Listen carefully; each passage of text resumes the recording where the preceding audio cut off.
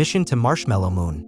Once upon a time, nestled among the twinkling stars and swirling nebulae was a little girl named Luna. Luna wasn't just any little girl, she dreamed bigger than the planets, brighter than the sun, and sweeter than a marshmallow. And Luna had a very special dream, to visit the Marshmallow Moon. The Marshmallow Moon wasn't like the regular moon that shone silver every night. Oh no, the Marshmallow Moon was a legend whispered among the stars. It was said to be made entirely of fluffy, gooey, delicious marshmallows.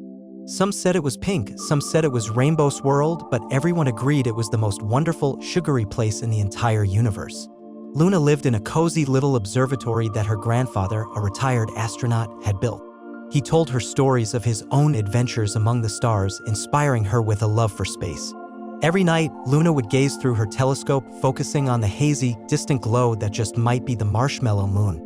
One Tuesdays were her favorite because that was pudding day. Luna decided she'd had enough dreaming. She was going to build a rocket and fly to the Marshmallow Moon herself. First, she needed a ship.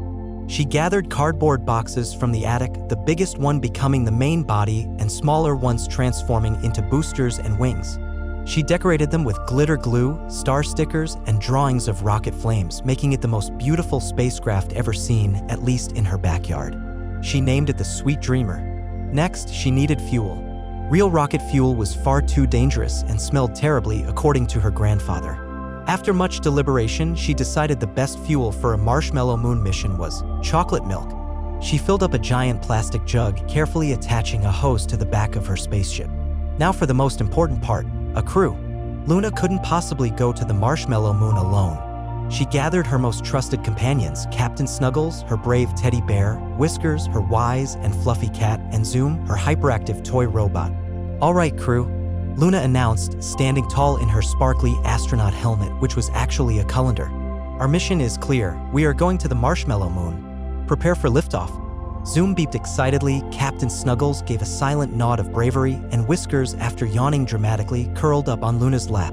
With a deep breath, Luna flipped the ignition switch, which was actually a light switch she'd borrowed from the hallway. She poured the chocolate milk into the hose, and with a whoosh and a splutter, the Sweet Dreamer began to rumble. It didn't actually lift off the ground. Cardboard boxes aren't exactly aerodynamic. But Luna didn't mind. She closed her eyes, imagining the powerful engines roaring, the earth shrinking beneath them, and the starry expanse opening up before them. In her imagination, the Sweet Dreamer blasted past Jupiter, dancing through its swirling storms of red and orange. Captain Snuggles pointed out the rings of Saturn, sparkling like cosmic jewelry. Whiskers, despite his earlier yawn, was now very interested in the passing asteroids, batting playfully at them with his paws. They navigated through the asteroid belt, dodging space rocks made of peanut brittle and comet tails of cotton candy. Luna skillfully steered the Sweet Dreamer using the steering wheel, which used to be a frisbee, to avoid a collision with a giant lollipop hurtling through space. After what felt like a very long time, but was probably only a few minutes in real time, Luna spotted it. A hazy, pinkish glow in the distance. "There it is," she cried. "The Marshmallow Moon." As they got closer, the glow became a magnificent sight. The Marshmallow Moon wasn't just pink, it was a swirling kaleidoscope of pastel colors: lavender, mint green, baby blue, and sunshine yellow. Giant, fluffy clouds of marshmallow cream drifted across its surface, and Gumdrop Mountain sparkled in the starlight. Luna carefully landed the Sweet Dreamer on a particularly fluffy patch of marshmallow, the ship sinking slightly into the sugary surface. "We've arrived," she announced triumphantly. The crew piled out of the Sweet Dreamer, their eyes wide with wonder. Zoom, despite his robotic nature, let out a series of happy beeps. Captain Snuggles, usually stoic, couldn't help but smile. Whiskers, however, seemed a little skeptical, cautiously sniffing the air. Luna took a tentative step onto the Marshmallow Moon. It was soft and springy beneath her feet, like walking on a giant, delicious pillow. She reached out and touched a marshmallow cloud. It was warm and gooey and smelled like vanilla and happiness. "It's real," she exclaimed. "The Marshmallow Moon is real." The crew began to explore. Zoom discovered a river of chocolate syrup perfect for dipping marshmallows. Captain Snuggles found a grove of gumdrop trees, their branches laden with colorful, chewy fruit. Whiskers, after finally overcoming his skepticism, discovered that the marshmallow dust on the ground was perfect for licking. Luna, however, had a special plan. She wanted to climb the highest Gumdrop Mountain and plant a flag. She found a sturdy branch, tied a piece of her favorite rainbow scarf to it, and began her ascent. The climb was challenging. The gumdrops were sticky and the mountain was surprisingly steep. But Luna persevered, encouraged by cheers from her crew. Finally, she reached the summit. Taking a deep breath, she planted the flag, the rainbow scarf fluttering proudly in the gentle marshmallow moon breeze. "For Earth," she shouted. "And for marshmallows." From the top of the mountain, Luna could see the entire marshmallow moon. It was even more beautiful than she had imagined. She saw marshmallow rivers flowing into candy cane lakes, gumdrop houses nestled among the clouds, and marshmallow creatures happily bouncing across the landscape. But as the sun began to set, or rather, as the star sprinkles began to dim, Luna realized it was time to head back. The journey home would be long, and even marshmallow adventurers needed their sleep. They gathered around the sweet dreamer, their hearts full of sugary joy. Luna collected a few souvenirs, a pocketful of marshmallow dust, a handful of gumdrops, and a tiny chocolate syrup sample. They blasted off from the marshmallow moon, again, in Luna's wonderful imagination, waving goodbye to the gumdrop creatures and the chocolate syrup river. They soared through the stars, past the peanut brittle asteroids and the cotton candy comets, back towards Earth. As they approached Luna's house, she felt a gentle nudge. It was Whiskers purring softly. Luna opened her eyes. She was still in her backyard, the sweet dreamer still stubbornly on the ground. The jug of chocolate milk was almost empty and the stars were beginning to fade. Had it all been a dream? Luna looked down at her hands. They were slightly sticky and there was a faint scent of vanilla in the air. She reached into her pocket and pulled out a tiny, slightly melted marshmallow. It hadn't been just a dream. She had been to the marshmallow moon. She gathered her crew, now looking a little sleepy themselves, and went inside. Her grandfather was waiting for her, a warm smile on his face. "Did you have a good adventure, Luna?" he asked. Luna hugged him tightly. "The best adventure ever, Grandpa. I went to the marshmallow moon." Her grandfather chuckled. "Did you now? Tell me all about it." And Luna did. She told him about the fluffy clouds, the gumdrop mountains, the chocolate syrup river, and all the wonderful creatures she had met. Her grandfather listened patiently, his eyes twinkling with amusement. After her story, he tucked her into bed, Captain Snuggles beside her, Whiskers curled up at her feet, and Zoom standing guard on her bedside table. As Luna drifted off to sleep, she clutched the tiny marshmallow in her hand, the taste of vanilla and happiness lingering on her lips. She knew that even though the marshmallow moon was far, far away, it would always be a part of her, a sweet and magical secret to dream about. And as she slept, she dreamed of her next adventure, wondering where the sweet dreamer would take her next. Perhaps to the land of candy floss clouds or the planet made entirely of ice cream. The possibilities were endless when you had a dream as big as the universe. Now close your eyes, little one. Imagine your own sweet dreamer ready to take you on the most wonderful adventure. And as you drift off to sleep, dream sweet dreams of the marshmallow moon and all the magical places waiting to be discovered among the stars. Good night. Sleep tight, and don't let the stardust bite. The Great Animal Pajama Party. Barnaby Bear was nervous. Very, very nervous. Tonight was the night of the Great Animal Pajama Party. Barnaby, a small bear with a fluffy brown coat and a heart full of adventure but also a tummy full of butterflies, had been planning this for weeks. It all started when Barnaby overheard Mrs. Higgins, the kindly old woman who lived near the Whispering Woods, talking about pajama parties with her granddaughter, Lily. Barnaby, who loved anything that sounded fun, had his ears perk up. He imagined everyone snuggled up, telling stories, maybe even eating something yummy in their pajamas. He immediately ran to tell his best friend, Rosie Rabbit, about this exciting new concept. Rosie, a bouncy rabbit with a twitching nose and an endless supply of energy, was instantly on board. "A pajama party," she squealed, hopping up and down. "Oh, Barnaby, this is going to be the best thing ever. We have to invite everyone." And so the planning began.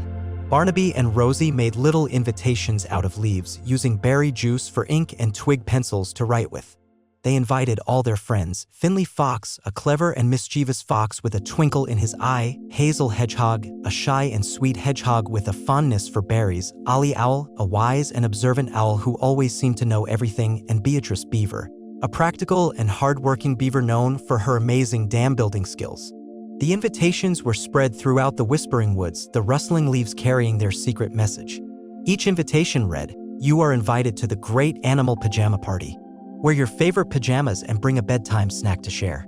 Location, Barnaby's Burrow. Time, when the moon kisses the treetops." Barnaby's burrow was buzzing with activity. He'd cleaned every corner, swept the floor with a pine branch broom, and hung up glowworms to create a soft, magical light. He had even borrowed a big, comfy blanket from Mrs. Higgins' porch. He promised to return it first thing in the morning. Rosie was in charge of the snacks. She gathered the juiciest carrots from her garden, plump blueberries from the forest, and even convinced Beatrice Beaver to share some delicious bark bread. As the sun dipped below the horizon, painting the sky in hues of orange and purple, Barnaby felt his tummy rumble with a mix of excitement and worry. What if nobody came? What if everyone was bored? What if his pajamas weren't cool enough? He was wearing his favorite blue ones with little honeypot prints, but maybe Finley Fox had something fancier. Just as his worries threatened to overwhelm him, he heard a rustling outside. Then a gentle knock on the door. It was Finley Fox. He was wearing bright red pajamas with little paw prints all over them. In his paws, he carried a bag of roasted chestnuts. "Ready for some pajama party fun?" he asked with a grin. Barnaby's anxieties melted away. "Finley, you came." Next to arrive was Hazel Hedgehog, looking adorable in her tiny floral pajamas. She carried a small basket of wild strawberries. "I hope these are okay," she squeaked shyly. "They're perfect, Hazel." Rosie chirped, giving her a hug. Soon, Ollie Owl swooped down from the treetops, his wise eyes twinkling behind his spectacles. He was wearing a pair of custom-made pajamas with constellations printed on them. "Who knew pajamas could be so comfortable?" he said in his deep voice, presenting a bag of dried cranberries. Finally, Beatrice Beaver arrived, wearing sturdy, brown pajamas with little dam designs. She lugged a loaf of her famous bark bread. "This took me all day to bake," she declared proudly. With everyone gathered, the great animal pajama party officially began. They all settled down on the blanket, the glowworm light creating a cozy atmosphere.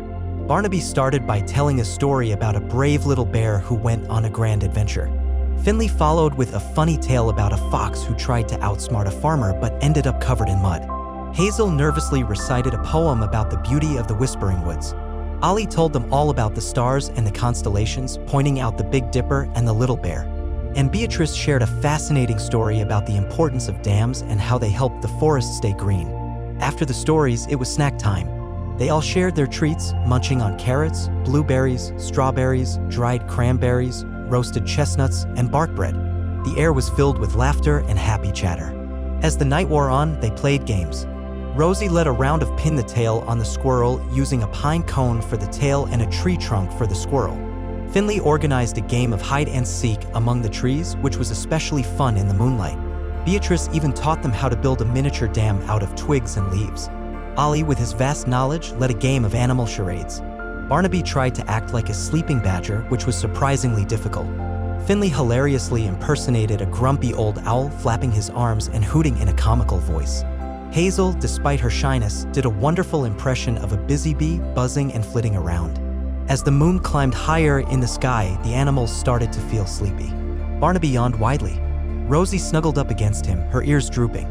Finley stretched out and closed his eyes. Hazel curled up into a tiny ball. Beatrice leaned against a tree, her head nodding. Ollie, ever vigilant, hooted softly. "Time for bed, everyone." They all settled down on the blanket, snuggling together for warmth. Barnaby told one last story, a soothing tale about a peaceful forest and a sky full of twinkling stars. Slowly, one by one, the animals drifted off to sleep. Barnaby was the last to fall asleep. He looked around at his friends, all snuggled up together, their faces peaceful and content. He realized that the great animal pajama party was even better than he had imagined. It wasn't just about the pajamas or the snacks or the games. It was about spending time with his friends, sharing stories, and creating memories that would last a lifetime. As he closed his eyes, Barnaby felt a warmth spread through his heart. He wasn't nervous anymore. He was happy. He was grateful. He was surrounded by his friends, and that was all that mattered. But the night wasn't quite over yet. A little while later, while everyone was deep in their slumber, a faint sound drifted through the Whispering Woods. It was a tiny squeaking sound, growing louder and louder. Suddenly, a little mouse named Millie scurried into Barnaby's burrow. Millie was very small, with bright eyes and a long, twitching tail. She was wearing a miniature pair of pajamas that Mrs. Higgins had sewn for her doll. Millie had been too shy to come to the party earlier, but she had been watching from behind a tree, listening to the stories and the laughter. She had really wanted to join in. She saw all the animals sleeping, snuggled together on the blanket. She took a deep breath and crept closer. She saw an empty space next to Hazel Hedgehog. Hazel was so small and curled up, Millie figured she wouldn't mind sharing a little bit of blanket space. Very carefully, Millie nestled herself next to Hazel. Hazel didn't stir. Millie sighed with relief. She was finally part of the great animal pajama party. She closed her eyes and drifted off to sleep, dreaming of stories and games and friendship. In the morning, when the sun peeked through the trees, Rosie was the first to wake up. She stretched and yawned, then looked around. She saw Millie snuggled up next to Hazel. Rosie gasped. Then she smiled. She gently nudged Barnaby awake. "Barnaby, look," she whispered excitedly.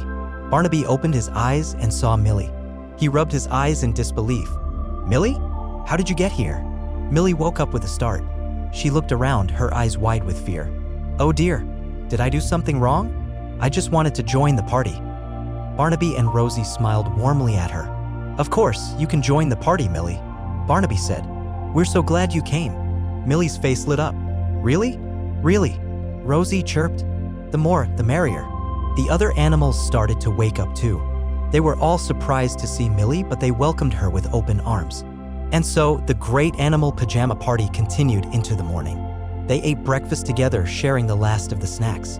They told more stories, and they played more games. Millie had the best time of her life. She learned that it's okay to be shy, but it's always worth it to take a chance and try something new. She made new friends, and she realized that the Whispering Woods was full of kindness and adventure. As the morning came to an end, it was time for everyone to go home. They all said goodbye, promising to have another pajama party soon. Barnaby and Rosie stood at the entrance to the burrow, waving goodbye to their friends. Barnaby felt a warmth spread through his heart. He had learned a very important lesson, that friendship is the most important thing of all, and that even the smallest of animals can have the biggest of hearts. He also learned that a pajama party, especially one with all his friends, was the perfect way to spend a night in the Whispering Woods. And as he drifted off to sleep that night, he dreamed of the next great animal pajama party and all the fun and friendship it would bring. He knew this was just the beginning of many exciting adventures together. The end. Ellie and the Apology Adventure. Ellie was a whirlwind of sunshine and mischief. With bright, curious eyes and a cascade of bouncy brown curls, she could turn any ordinary day into an adventure. But sometimes, just sometimes, her whirlwind ways led to a little bit of, well, trouble. One sunny afternoon, Ellie was building the most magnificent castle the world had ever seen in her playroom. She had blocks of all shapes and sizes, cushions piled high like turrets, and blankets draped to create secret passageways. Her best friend, Leo, a gentle giant with a heart as big as a watermelon, was helping, carefully placing the triangular blocks on top of the towers.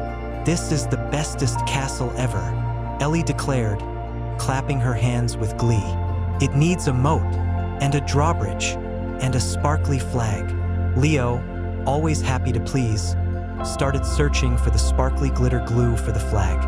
But Ellie, impatient as a hummingbird, decided she couldn't wait. "Never mind the flag," she exclaimed. "I need the moat now." She spotted her little brother, Timmy, happily playing with his train set nearby. Timmy's favorite train was a bright red engine named Rusty, and he cherished it above all else. Ellie, in her castle-building frenzy, had a brilliant idea. "Timmy," she called out, "can I borrow Rusty for the castle moat? Just for a minute." Timmy looked up, his eyes wide. "No, Ellie. Rusty doesn't like water. He'll get rusty." Timmy giggled at his accidental pun. Ellie, however, was determined. "But Timmy, it'll only be for a second. I promise. It's for the most important castle in the world." Before Timmy could even protest again, Ellie swooped in, snatched Rusty from the tracks, and ran back to her castle. Leo, who had just found the glitter glue, looked on with a worried frown. "Ellie, I don't think you should have taken Rusty without asking properly." Timmy seemed really upset. Ellie, caught up in her own world, just shrugged. "He'll get over it. It's just a toy." She carefully placed Rusty around the base of her castle, pretending he was bravely guarding the moat. "See, Leo? He looks perfect." But of course, it wasn't just a toy to Timmy. He was already starting to cry, his little face crumpled with sadness. He ran to his mom, pointing at Ellie and wailing, "Ellie took Rusty, and she won't give him back." Mom, hearing the commotion, came into the playroom. She saw Timmy's tears, the impressive castle, and Rusty perched precariously around its base. "Ellie," Mom said gently, but with a firmness that Ellie recognized. "You need to give Rusty back to Timmy, and you need to apologize." Ellie crossed her arms. "But Mom, the castle needs him, and I only borrowed him." Borrowing something without asking, especially when someone says no, isn't borrowing, Ellie. It's taking, and it's not very kind. "Now, please give Rusty back and apologize to Timmy." Ellie knew Mom was right, but apologizing felt hard. It felt like admitting she had done something wrong, and that didn't feel good. She reluctantly picked up Rusty and handed him back to Timmy, muttering, "Sorry." Timmy, still sniffing, took Rusty and hugged him tightly. "He was scared, Ellie. He doesn't like being a moat." Mom knelt down beside Ellie. "Honey, that wasn't a very good apology. It sounded like you didn't really mean it. An apology needs to be sincere. It needs to show that you understand why you were wrong and that you won't do it again." Ellie looked down at her feet, kicking at a loose block. She knew Mom was right. Her sorry had been rushed and insincere. But how do you really apologize? That night, as Ellie lay in bed, she tossed and turned, unable to sleep. The image of Timmy's sad face kept flashing in her mind. She knew she needed to make a real apology, but she didn't know how. Suddenly, she had an idea. What if she went on an apology adventure? She could journey through the land of her own making and find the perfect ingredients for a truly magical apology. And so, Ellie closed her eyes and imagined herself shrinking down, smaller and smaller, until she was small enough to step into her own dream. She found herself standing at the edge of a shimmering, rainbow-colored forest. "Welcome, Ellie," a wise old owl hooted from a branch above. "You seek the ingredients for a perfect apology, but the path is not easy. You must first gather 3 important things: understanding, remorse, and a promise." "Understanding?" Ellie asked. "What's that?" "Understanding," the owl explained, "is knowing why what you did was wrong. It's seeing things from the other person's point of view." The owl pointed with his wing towards a winding path that said, "Empathy Trail." Ellie stepped onto the empathy trail and began walking. She saw a tiny Timmy playing happily with Rusty. But then, her dream self swooped in and snatched Rusty away. She saw the tears welling up in Timmy's eyes, the look of hurt and betrayal on his face. Suddenly, Ellie understood. It wasn't just about a toy. It was about breaking a promise, about not respecting Timmy's feelings, about making him feel unimportant. A lump formed in her throat. She returned to the owl, her eyes filled with new awareness. "I understand now," she said. "I understand that I hurt Timmy's feelings and that I should have asked. I didn't think about how he felt." The owl nodded approvingly. "Excellent. Now you must find remorse." He pointed towards a misty mountain labeled Sorrow Peak. Climbing Sorrow Peak was difficult. The path was steep and rocky, and Ellie felt a heavy sadness in her chest. At the top, she found a weeping willow tree, its branches drooping low. Underneath the tree sat a small, dejected cloud, raining gently. "What's wrong?" Ellie asked the cloud. "I made the sun disappear," the cloud sobbed, "and now everyone is sad." Ellie sat beside the cloud and put her arm around it. "It's okay to feel sad when you've made a mistake," she said. "It means you care, but you can also try to make things right." The cloud looked at Ellie, its rain slowing to a drizzle. "How?" "By apologizing," Ellie said, "and by promising to be more careful next time." Ellie realized that remorse wasn't just about feeling bad. It was about wanting to make things better. She felt a deep sense of regret for hurting Timmy. She truly wished she could take back what she had done. She returned to the owl, her heart filled with sorrow. "I feel remorse," she said. "I feel terrible for hurting Timmy, and I wish I could undo it." The owl nodded. "Very good. Now, for the final ingredient, a promise." He pointed towards a field of blooming sunflowers labeled Commitment Meadow. In Commitment Meadow, Ellie saw a group of children planting tiny seeds. Each seed represented a promise.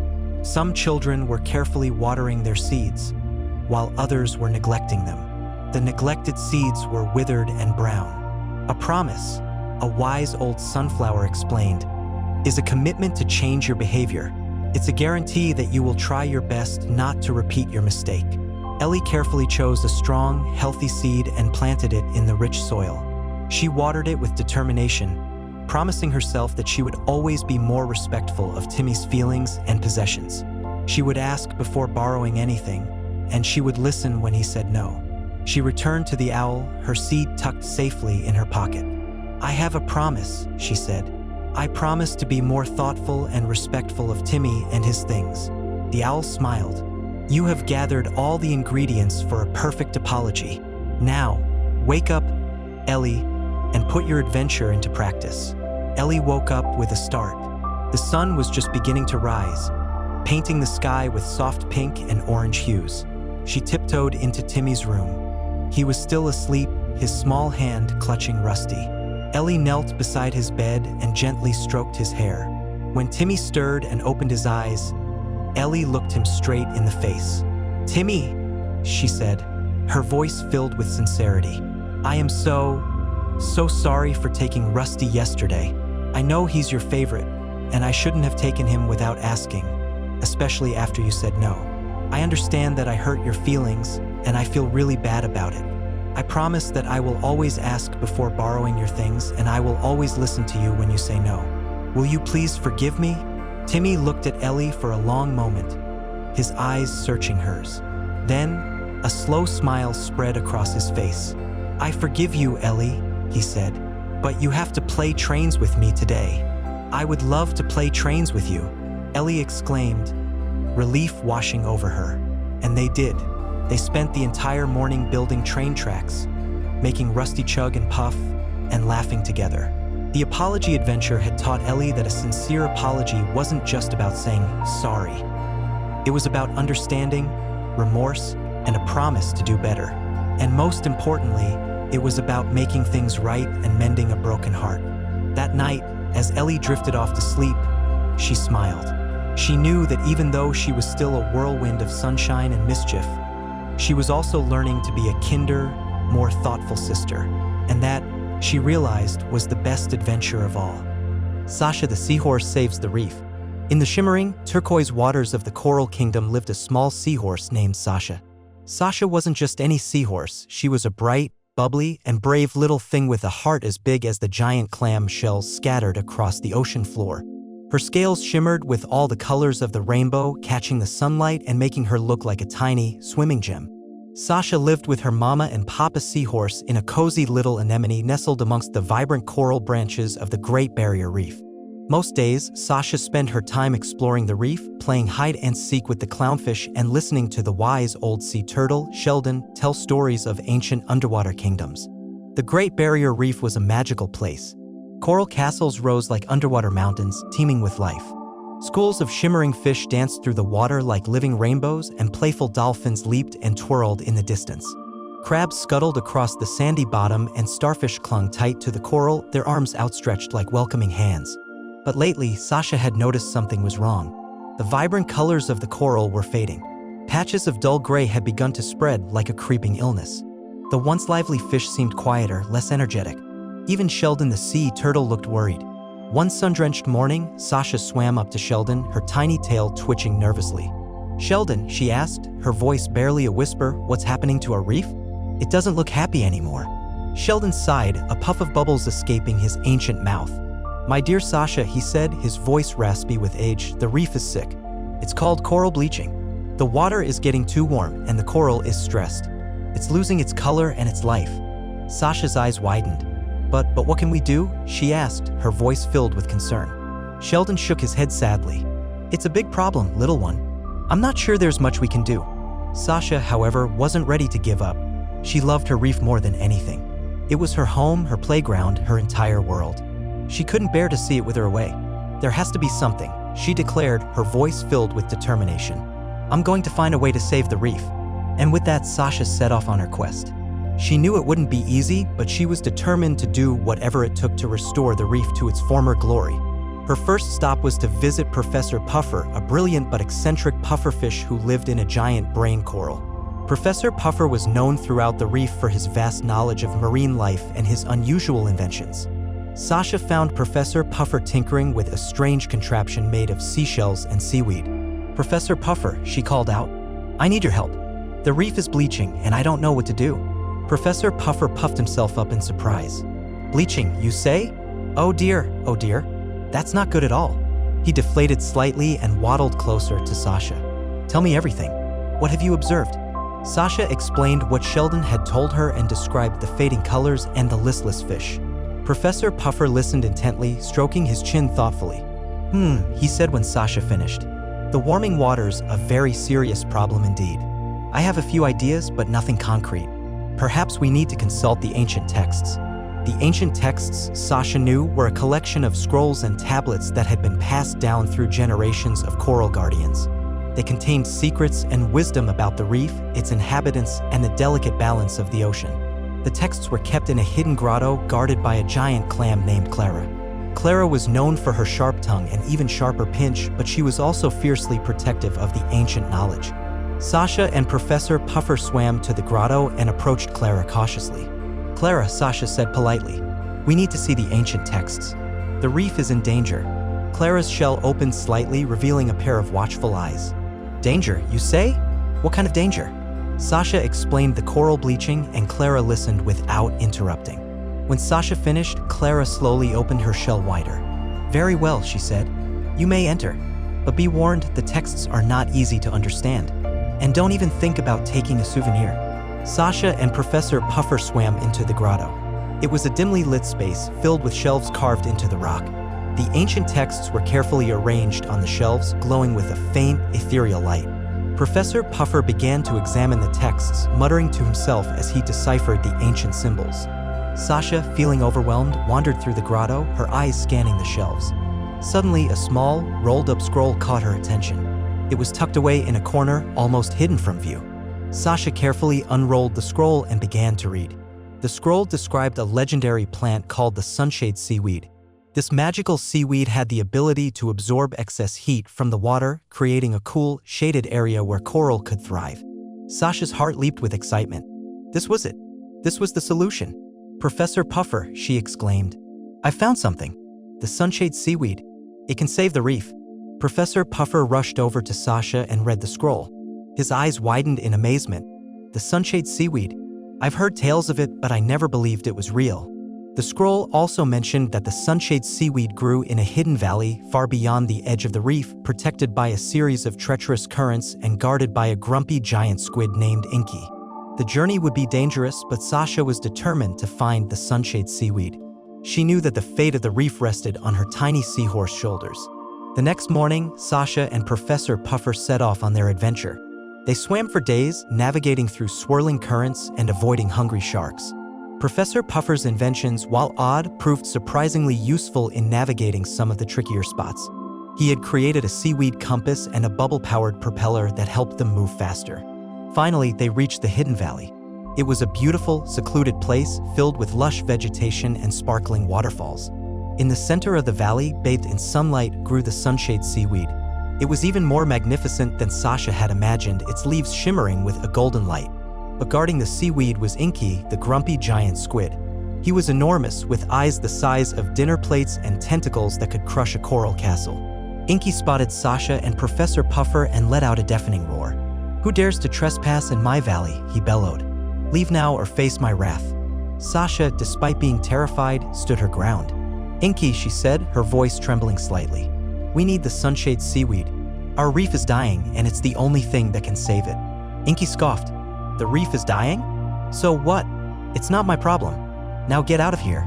Sasha knew she had to convince Inky to help them. She thought for a moment and then had an idea.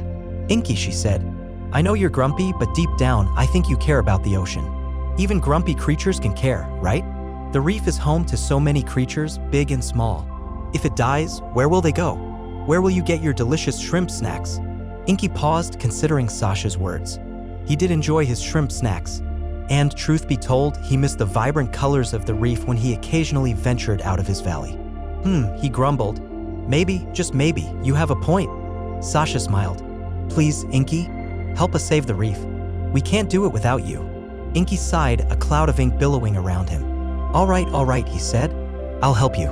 but don't expect me to be happy about it. With Inky's help, Sasha and Professor Puffer harvested a large amount of sunshade seaweed. Inky even used his powerful tentacles to carry the seaweed, making the journey back to the reef much faster. When they arrived at the reef, the situation was even worse than they had feared. More coral had bleached and the fish were barely moving. Sasha felt a pang of despair, but she knew she couldn't give up. She and Professor Puffer quickly began planting the sunshade seaweed around the most affected areas of the reef. As the seaweed took root, it began to absorb the excess heat from the water, creating a cool, shaded haven for the coral. Slowly but surely, the coral began to recover. The colors started to return and the fish regained their energy. The Great Barrier Reef was coming back to life. Sheldon the sea turtle swam up to Sasha, his eyes filled with gratitude. "You did it, Sasha," he said. "You saved the reef." The other creatures of the reef gathered around Sasha, cheering and celebrating. They had never seen such bravery and determination in such a small seahorse. Inky, who was lurking in the distance, even cracked a small smile. Maybe helping others wasn't so bad after all, especially when those others provided shrimp snacks. From that day on, Sasha the seahorse was known as Sasha the Reef Saver. She continued to explore and protect her beloved reef, always looking for ways to keep it healthy and vibrant. And every now and then she would visit Inky in the hidden valley, bringing him a basket of his favorite shrimp snacks, reminding him that even the grumpiest creatures can make a difference in the world. And as the sun set over the coral kingdom, casting a warm, golden glow on the recovering reef, Sasha knew that she had done something truly special. She had shown everyone that even the smallest creature can make a big impact, and that with courage, determination, and a little bit of help from your friends, anything is possible. Now close your eyes, little one, and dream of the shimmering reef and the brave little seahorse who saved it. Good night. The Invisible Paintbrush. Once upon a time, nestled in a valley painted with rolling green hills and dotted with houses that looked like gingerbread cookies, lived a little girl named Lily. Lily loved to draw. She drew sparkly unicorns with rainbow manes, brave knights battling grumpy dragons, and even her grumpy cat, Mr. Whiskers, looking majestic like a furry king. But Lily's drawings, though full of imagination, always felt flat.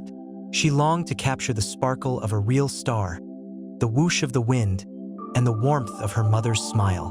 One day, while exploring the attic of her grandmother's rambling, dusty house, Lily stumbled upon a forgotten trunk.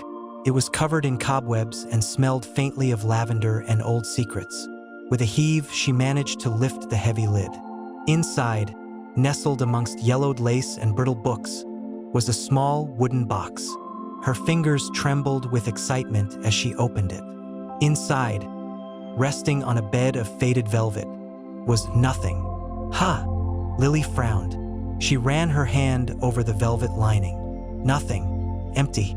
Disappointed, she was about to close the box when a tiny glint of light caught her eye. It was almost invisible, like a single shimmering dewdrop suspended in the air.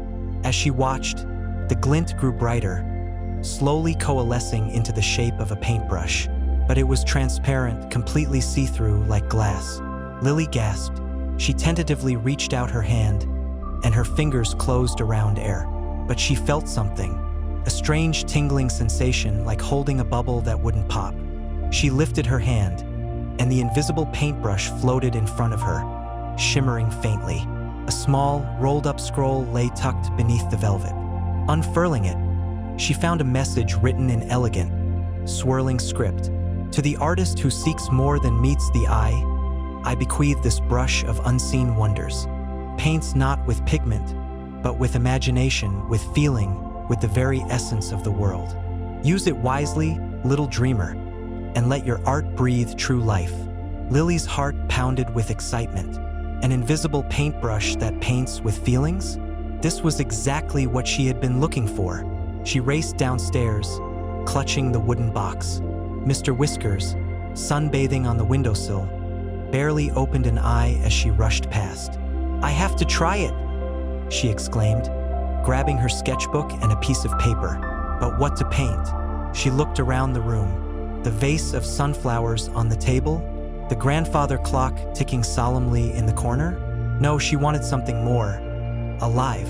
Suddenly, she had an idea. She thought of her grandmother's garden, bursting with bees buzzing around the fragrant roses. She closed her eyes, picturing the vibrant colors, the gentle hum of the bees, the warmth of the sun on her skin. Holding the invisible paintbrush, she gently touched the paper. First, nothing happened. She frowned, wondering if she had imagined the whole thing. But then, slowly, subtly, colors began to bloom on the page. Not the flat, blocky colors she usually used, but shimmering, iridescent hues that seemed to glow from within. The scent of roses filled the air as the painting unfolded. She could almost hear the buzzing of the bees. With each stroke of the invisible brush, Lily poured her feelings, her joy, her wonder, her love for the garden into the painting. Finally, she stepped back to admire her work. It was breathtaking. The roses looked so real you could almost pluck them from the page. The bees appeared to be dancing in the sunlight, and the air around the garden seemed to shimmer with a magical golden light. Mr. Whiskers even jumped off the windowsill and cautiously sniffed the painting, as if expecting to find real roses and buzzing bees. Overjoyed, Lily spent the rest of the afternoon painting. She painted a portrait of Mr. Whiskers, capturing his grumpy dignity and the secret softness in his eyes. She painted the starry night sky, filled with swirling nebulas and constellations that twinkled like diamonds. She even painted her dreams, filled with flying carpets and talking animals. Each painting was more vibrant and alive than the last. The invisible paintbrush was truly magical. It wasn't just drawing. It was bringing her imagination to life. As the days turned into weeks, Lily's paintings became famous throughout the valley. People came from far and wide to admire her work. They said her paintings weren't just pictures. They were portals to another world, filled with beauty, wonder, and joy. But as Lily became more famous, something strange started to happen. She began to worry about what other people thought of her paintings. She started to focus on technique and perfection instead of feeling and imagination.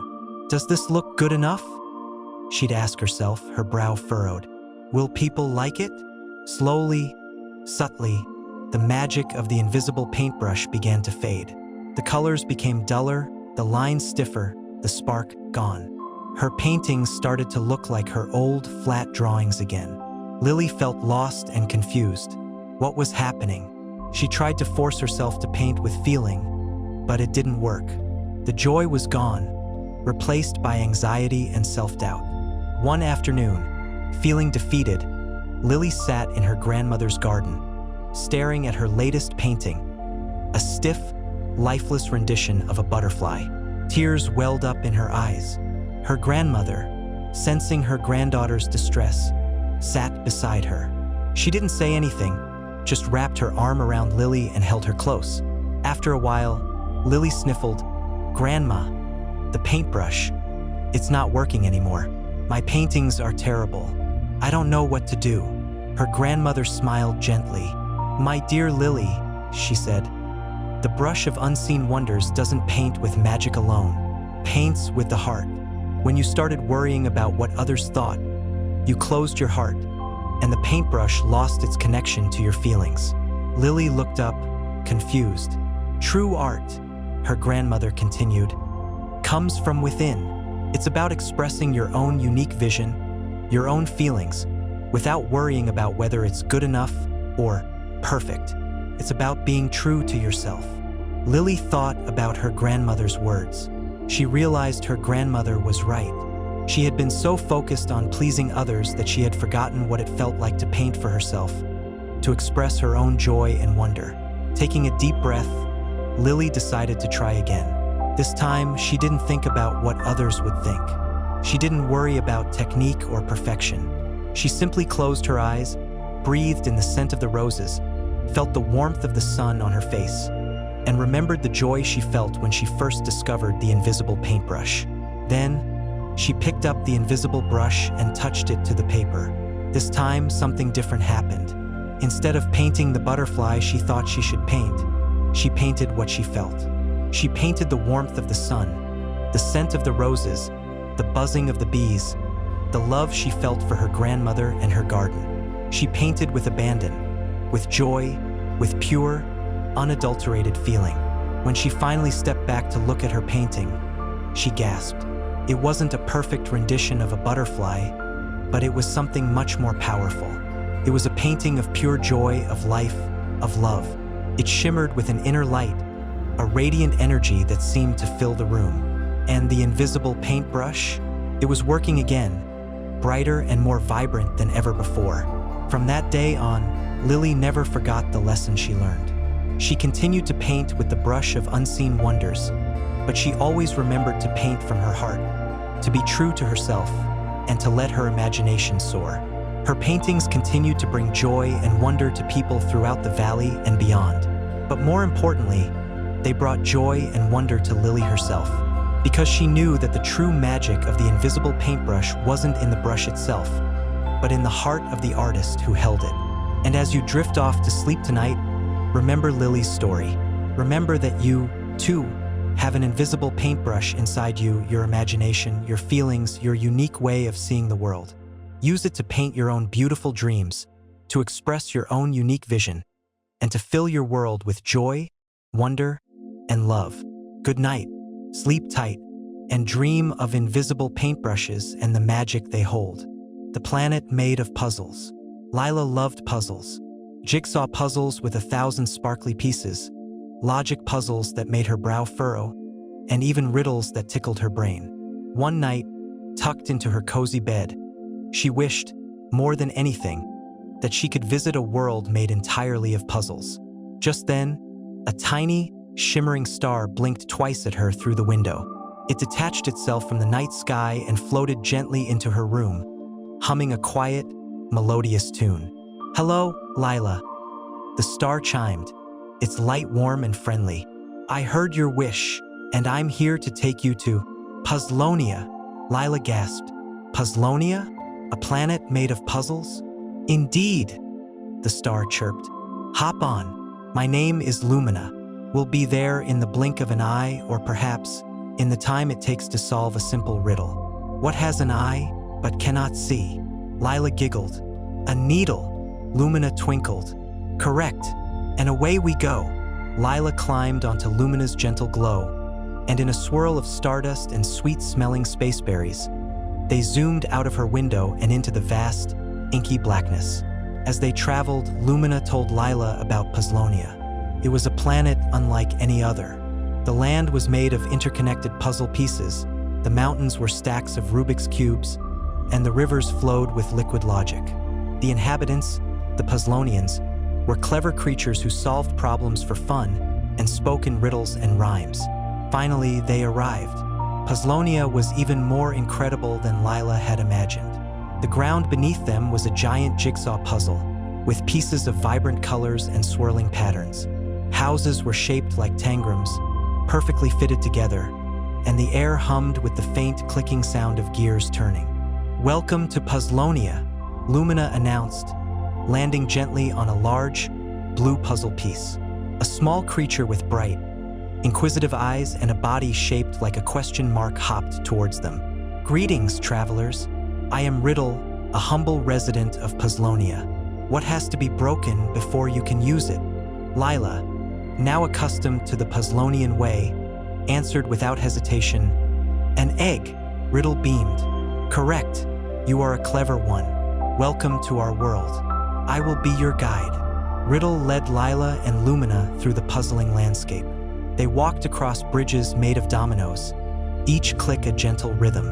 They climbed hills of stacked wooden blocks, each block perfectly balanced. They saw Puzzlonians of all shapes and sizes, each one engaged in a different kind of puzzle. Some were fitting puzzle pieces together to build new homes. Others were solving complex equations on giant chalkboards. Still others were playing games of logic that involved moving colorful spheres across intricate mazes. Riddle explained that Puzzlonia was powered by the collective problem-solving skills of its inhabitants. The more puzzles they solved, the brighter the planet shone, and the happier everyone was. Suddenly, they arrived at the center of Puzzlonia, a vast plaza dominated by a colossal, unfinished jigsaw puzzle. It was the heart of the planet, the Great Puzzle, and it represented Puzzlonia's biggest challenge. "The Great Puzzle has been incomplete for many years," Riddle said sadly. "No one has been able to find the missing pieces. As a result, Puzzlonia has been growing dimmer, and our happiness has begun to fade. Lila felt a pang of sympathy for the Puzzlonians.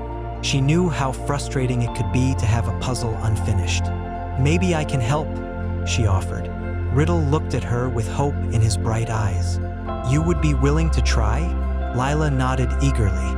Riddle explained that the missing pieces were scattered throughout Puzzlonia, hidden in difficult locations and guarded by challenging puzzles. To find them, Lila would have to use all her puzzle-solving skills, her imagination, and her determination. Lumina winked at Lila. "I'll be here to help too. Remember, every problem has a solution. You just have to find the right way to look at it." Lila, Riddle, and Lumina set off on their quest. Their first stop was the Whispering Woods, a forest filled with trees shaped like number patterns. To find the first puzzle piece, they had to solve a riddle whispered by the wind passing through the branches. "I am always coming, but never arrive. I am always near, but never here. What am I?" Lila thought hard. "Tomorrow," she exclaimed. As soon as she said the word, a hidden door in the base of a tree creaked open, revealing a small, wooden puzzle piece. Their next challenge took them to the Labyrinth of Illusions, a maze filled with mirrors and optical tricks. To navigate through it, they had to answer questions that played with their perception. What is full of holes but still holds water? Lila paused, thinking. A sponge. The mirrors shifted, revealing a path forward. After much careful maneuvering, they found another puzzle piece, this one made of sparkling crystal. Their journey continued, taking them to the Mountain of Mysteries, where they had to decipher ancient symbols, and the River of Riddles, where they had to answer questions posed by mischievous water sprites. Each challenge tested their wits and their courage, but with each puzzle they solved, they grew more confident and more determined. Finally, after many days of searching, though it felt like only a delightful afternoon dream, they had collected all the missing pieces of the great puzzle. They returned to the central plaza, carrying the last piece, a shimmering golden rectangle. The Puzzlonians gathered around them, their eyes filled with anticipation. Lila carefully placed the final piece into the great puzzle. As it clicked into place, a wave of energy surged through Puzzlonia, bathing the planet in a warm, golden light. The landscape seemed to bloom with new colors. The rivers flowed with renewed energy. The mountains stood taller and prouder, and the air filled with the sound of joyful laughter. The Puzzlonians cheered, their voices echoing across the plaza. Riddle hopped with delight. "You did it, Lila. You saved Puzzlonia." Lila felt a warmth spread through her heart. She had solved the greatest puzzle of all, and in doing so, she had brought happiness back to an entire planet. Lumina, glowing even brighter than before, nuzzled Lila gently. "You have a true gift for solving problems, Lila. Never forget that." As the celebration continued, Lumina told Lila that it was time to go home. Lila hugged Riddle goodbye, promising to visit Puzzlonia again someday. She climbed back onto Lumina, and in another swirl of stardust, they soared back into the night sky. As they approached her window, Lila looked back at Puzzlonia, now shining brighter than any other star in the galaxy. Back in her room, tucked safely in her bed, Lila knew that her adventure on Puzzlonia had been more than just a dream. She had learned that solving problems can be fun, that even the biggest challenges can be overcome with determination, and that even the smallest person can make a difference in the world. As she drifted off to sleep, Lila smiled, knowing that even in her own world, there were puzzles to be solved and adventures to be had. She closed her eyes and dreamt of the clicking of puzzle pieces, the laughter of Puzzlonians, and the warm, comforting glow of Lumina the star. And every time she faces a challenge, she remembers the world of puzzles, ready to face it head-on. Milo and the Map of Secret Places. Milo was a boy who loved nothing more than adventure. His bedroom wasn't filled with toys and video games. Instead, it overflowed with nature guides, magnifying glasses, and a collection of interesting rocks he'd gathered from his backyard. But more than anything, Milo loved maps. He had maps of the world, maps of the stars, even a map of the drainage system under his town, which his mom didn't know about.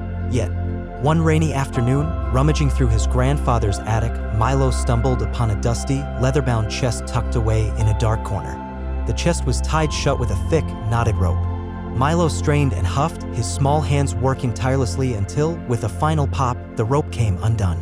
Inside, nestled on a bed of faded velvet, was a single rolled-up parchment. It smelled of old paper, spices, and something else, something like the scent of adventure itself. Milo carefully unrolled the parchment. It was a map, but not like any map he'd ever seen. This wasn't a map of cities or countries. It was a map of, well, secret places. The map was drawn in faded ink, depicting a whimsical landscape with swirling trees, giggling mountains, and a river that seemed to be made of starlight. Instead of place names, there were symbols: a whispering willow, a singing stone, a butterfly with rainbow wings, and a keyhole hidden in the trunk of an ancient oak. Beneath the map, in elegant cursive, was a note for the one who seeks wonder. Follow the symbols, listen with your heart, and the secret places will reveal themselves. It was signed simply EA. Milo knew instantly that EA must be his great-great-aunt Alara, a legendary traveler and explorer whose adventures were whispered about in hushed tones during family gatherings. She had disappeared years ago on a quest to find the Whispering Woods, and Milo always dreamed of following in her footsteps. This map was the key. That night, Milo couldn't sleep.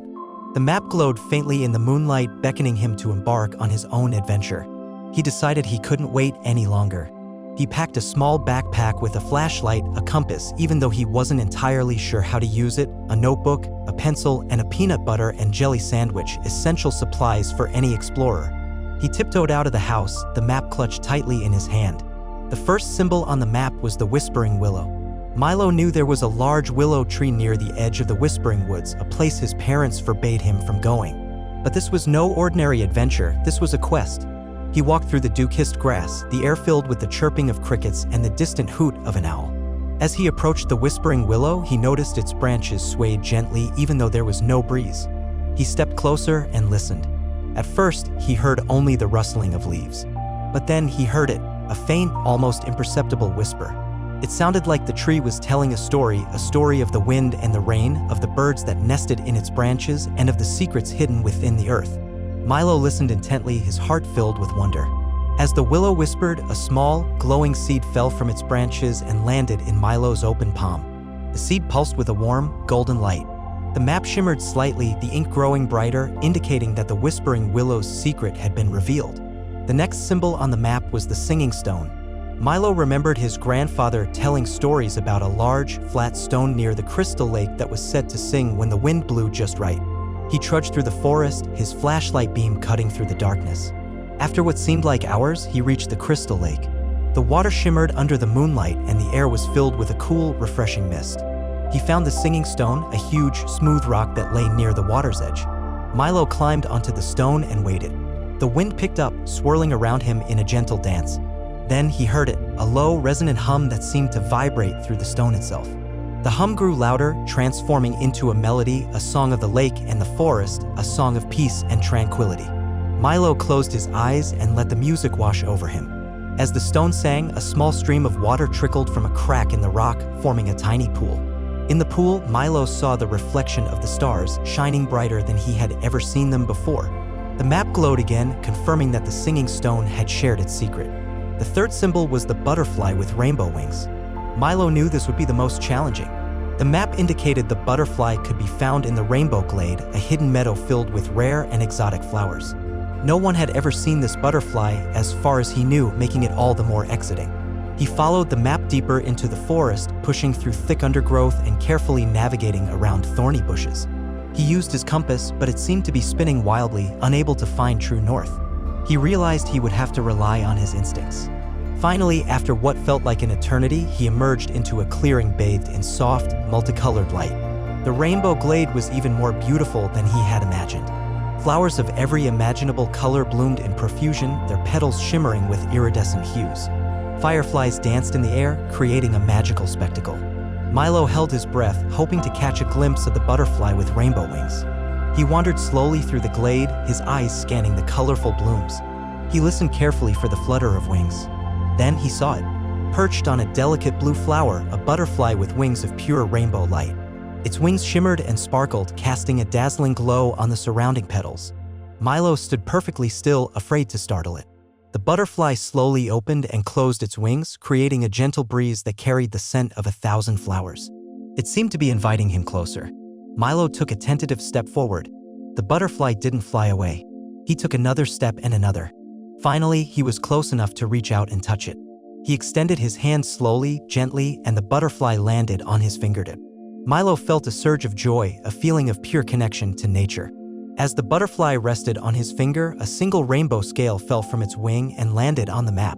The map pulsed with light, confirming that the secret of the butterfly with rainbow wings had been revealed. The final symbol on the map was the keyhole in the ancient oak. Milo knew of an enormous oak tree rumored to be older than the town itself, located near the old mill. He started in that direction. He was getting tired and the early morning sun was beginning to peek through the trees. He reached the ancient oak, its gnarled branches reaching towards the sky like the arms of a giant. He circled the tree, searching for the keyhole. It was hidden, cleverly disguised among the rough bark. Finally, he found it, a small, almost invisible keyhole nestled within a knot in the trunk. He reached into his pocket and pulled out the glowing seed from the whispering willow. It seemed to fit perfectly. Cautiously, he placed the seed into the keyhole and twisted. With a soft click, a small section of the bark swung open, revealing a hidden compartment. Inside, there was a small, wooden box. Milo opened the box. Inside, nestled on a bed of soft moss, was a small, silver key and a rolled-up scroll. He unrolled the scroll. It was a letter written in the same elegant cursive as the note on the map. "Dear Milo," it read. "If you are reading this, then you have successfully followed the map of secret places. You have listened to the whispering willow, sung with the singing stone, befriended the butterfly with rainbow wings, and found the keyhole in the ancient oak. You have proven yourself to be a true seeker of wonder. The key you hold unlocks not just a physical door, but the door to your own imagination. It unlocks the ability to see the magic in the everyday, to find adventure in the ordinary. Never stop exploring, never stop listening, and never stop believing in the power of wonder." The letter was signed, "With love, Ye." Milo smiled, tears welling up in his eyes. He had followed in his great-great-aunt Ilara's footsteps, and he had discovered something even more valuable than a hidden treasure. He had discovered the magic within himself. He looked around, the map now completely faded, its purpose fulfilled. The forest seemed to shimmer with renewed energy, imbued with a sense of endless possibilities. He knew he wouldn't be the same ever again. As the sun rose higher, painting the sky in vibrant colors, Milo turned and walked back towards home, the silver key tucked safely in his pocket. He knew the adventure was over for now, but he also knew that the real adventure was just beginning. And he had a feeling that the secret places would always be there, waiting to be discovered as long as he kept his heart open to wonder. When he got home, his worried parents were waiting. He told them of his adventure, of the whispering willow, the singing stone, the rainbow butterfly, and the letter from great-great-aunt Ilara. To his surprise, they believed him. They had always known there was a little bit of magic in the world, and now they saw it shining in Milo's eyes. That night, as Milo drifted off to sleep, he clutched the silver key in his hand. He knew that tomorrow, he would use it to unlock a new adventure, a new secret place, a new world of wonder. And he knew that with a little bit of imagination and a lot of heart, anything was possible. He smiled and drifted off to sleep, dreaming of rainbow butterflies and whispering willows.